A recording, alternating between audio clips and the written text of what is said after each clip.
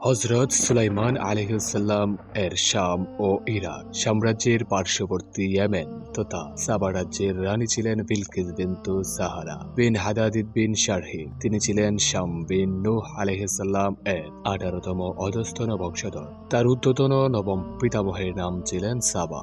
সম্ভবত তার নামে সাবা সাম্রাজ্যের নামকরণ করা হয়। আল্লাহ তাদের সামনে জীবন উপকরণের দ্বার উন্মুক্ত করে দিয়েছিলেন এবং নবীগণের মাধ্যমে এসব নিয়ামতের শুকরিয়া আদায় করার নির্দেশ দিয়েছিলেন। কিন্তু তারপরেও তারা ভোগ বিলাসে মত্ত হয়ে আল্লাহর অবাধ্য হয় এবং সূর্য পূজারী হয়ে যায়।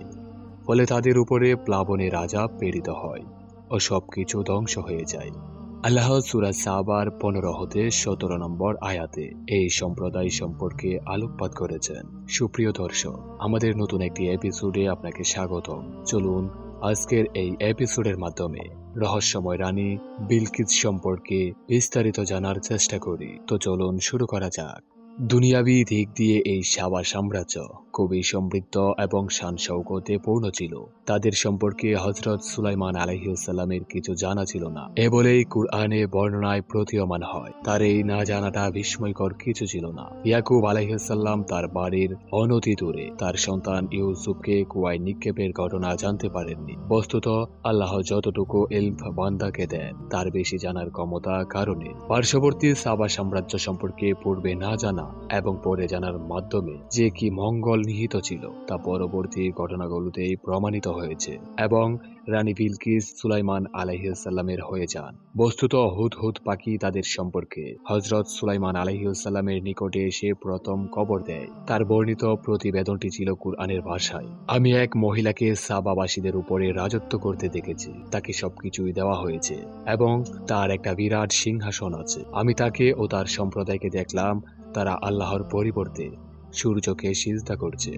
শয়তান তাদের দৃষ্টিতে তাদের কার্যবলীকে সুশোভিত করেছে, অতঃপর তাদেরকে সত্য পথ থেকে নিবৃত্ত করেছে, ফলে তারা সঠিক পথ প্রাপ্ত হয় না। সূরা নামল। এরপর সুলাইমান আলাইহিসসালাম বলল, এখন আমরা দেখব তুমি সত্য বলছো না তুমি মিথ্যাবাদীদের একজন। তুমি আমার এই পত্র নিয়ে যাও এবং এটা তাদের কাছে অর্পণ করো। অতঃপর তাদের কাছ থেকে সরে পড়ো এবং দেখো তারা কি জবাব দেয়। বিলকিস বলল, হে সভাসদবর্গ, আমাকে একটি মহিমান্বিত পত্র দেওয়া হয়েছে। সেই পত্র সুলাইমানের পক্ষ হতে এবং তা হলো এই: করুণাময় কৃপানিদান আল্লাহর নামে শুরু করছি। আমার মোকাবেলায় তোমরা শক্তি প্রদর্শন করো না এবং বশ্যতা স্বীকার করে আমার নিকটে উপস্থিত হও। বিলকিস বলল, হে আমার পরিষদবর্গ, আমাকে আমার কাজে পরামর্শ দিন। আপনাদের উপস্থিতি ব্যতি রেখে আমি কোনো কাজে সিদ্ধান্ত গ্রহণ করি না। তারা বলল, আমরা শক্তিশালী এবং কঠোর যোদ্ধা। এখন সিদ্ধান্ত আপনার হাতে, অতএব ভেবে দেখুন আপনি আমাদের কি আদেশ করবেন। রানী বলল, রাজা বাদশাহরা যখন কোনো জনপদে প্রবেশ করে তখন তাকে বিপর্যস্ত করে দেয় এবং সেখানকার সম্ভ্রান্ত লোকদের অপদস্থ করে। তারাও এরূপ করবে। অতএব আমি তার নিকটে কিছু উপটোকন পাঠাই, দেখি প্রেরিত লোকেরা কি জবাব নিয়ে আসে। অতঃপর যখন দূত সুলাইমান আলাইহিসসালামের কাছে আগমন করল তখন সুলাইমান আলাইহিসসালাম বলল, তোমরা কি ধন সম্পদ দ্বারা আমাকে সাহায্য করতে চাও? আল্লাহ আমাকে যা দিয়েছেন তা তোমাদের দেওয়া বস্তু থেকে অনেক উত্তম। বরং তোমরাই তোমাদের উপটোকন নিয়ে সুখে থাকো, ফিরে যাও তাদের কাছে এবং অবশ্যই আমরা তাদের বিরুদ্ধে সেনাবাহিনী সহ আগমন করব, যার মোকাবেলা করার শক্তি তাদের নেই। আমরা অবশ্যই তাদেরকে অপদস্থ করে সেখান থেকে বহিষ্কার করব এবং তারা হবে লাঞ্ছিত। অতঃপর সুলাইমান আলাইহিসসালাম বলল, হে আমার পরিষদবর্গ, তারা আত্মসমর্পণ করে আমার কাছে আসার পূর্বে কে আছো বিলকিসের সিংহাসন আমাকে এনে দেবে। জৈনেক দৈত্য জিন বলল, আপনি আপনার স্থান থেকে ওঠার পূর্বেই আমি তা এনে দেব এবং আমি এ কাজে শক্তিবান ও বিশ্বস্ত। কিন্তু কিতাবের জ্ঞান যার ছিল সে বলল, তোমার চোখের পলক পেলার পূর্বেই আমি তা এনে দেব।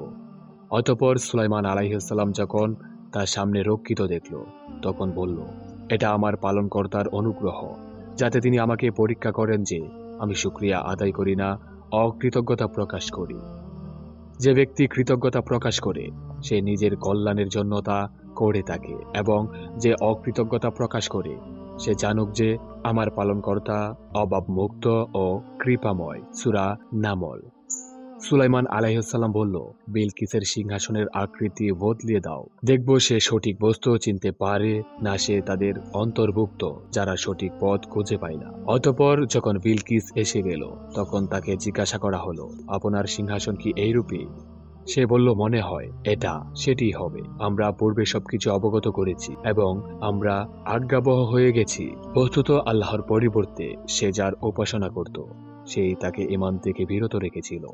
নিশ্চয়ই সে কাফের সম্প্রদায়ের অন্তর্ভুক্ত ছিল। তাকে বলা হলো, প্রাসাদে প্রবেশ করুন। অতঃপর যখন সে তার প্রতি দৃষ্টিপাত করল তখন ধারণা করল যে এটা স্বচ্ছ গভীর জলাশয়।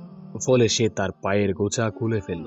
সুলাইমান আলাইহিসসালাম বলল, এটা তো স্বচ্ছ স্ফটিক নির্মিত প্রাসাদ। বিলকিস বলল, হে আমার পালনকর্তা, আমি তো নিজের প্রতি জুলুম করেছি।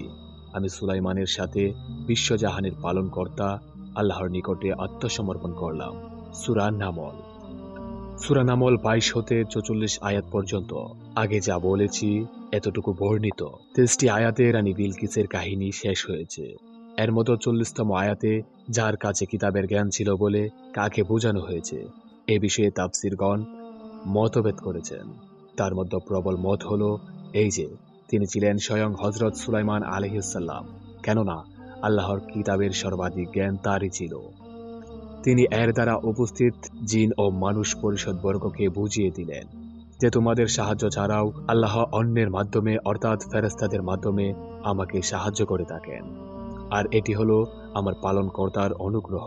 সূরা নামল আয়াত 40।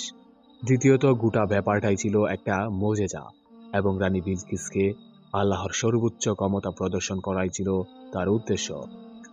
বস্তুত এতে তিনি সফল হয়েছিলেন এবং সুদূর ইয়েমেন থেকে বাইতুল মুকাদ্দাসে বিলকিস ও তার সিংহাসনের আগাম উপস্থিতি দেখে, অতঃপর স্ফটিক স্বচ্ছ প্রাসাদে প্রবেশকালে কারুকার্য থেকে এবং তার তুলনায় নিজের ক্ষমতা ও প্রাসাদের দীনতা বুঝে লজ্জিত ও অভিভূত হয়ে পড়েছিলেন। অতঃপর তিনি আল্লাহর নিকটে আত্মসমর্পণ করে মুসলমান হয়ে যান। মূলত এটাই ছিল হযরত সুলাইমান আলাইহিসসালামের মূল উদ্দেশ্য, যা শতভাগ সফল হয়েছিল। এর পরবর্তী ঘটনাবলী যা বিভিন্ন তাফসিরে বর্ণিত হয়েছে, যেমন সুলাইমান আলাইহিসসালামের সাথে বিলকিসের বিবাহ হয়েছিল। সুলাইমান আলাইহিসসালাম তার রাজত্ব বহাল রেখে ইয়েমেনে পাঠিয়ে দেন। প্রতি মাসে সুলাইমান আলাইহিসসালাম একবার করে সেখানে যেতেন ও 3 দিন করে থাকতেন। তিনি সেখানে বিলকিসের জন্য 3টি নজিরবিহীন প্রাসাদ নির্মাণ করে দেন। ইত্যাদি সব কথাই ধারণাপ্রসূত, যার কোনো বিশুদ্ধ ভিত্তি নেই। জৈনিক ব্যক্তি হযরত আব্দুল্লাহ ইবনে উতবাকে জিজ্ঞাসা করেন, সুলাইমান আলাইহিসসালাম এর সাথে বিলকিসের বিবাহ হয়েছিল কিনা। জবাবে তিনি বলেন, বিলকিসের বক্তব্য, আমি সুলাইমান আলাইহিসসালামের সাথে বিশ্বজাহানের পালনকর্তা আল্লাহর নিকটে আত্মসমর্পণ করলাম। সূরা নামল এই পর্যন্তই শেষ হয়ে গেছে। কুরআন এর পরবর্তী অবস্থা সম্পর্কে নিশ্চুপ রয়েছে, অতএব আমাদের এ বিষয়ে খোঁজ নেওয়ার প্রয়োজন নেই। তাফসিরে বাগাবিশরে।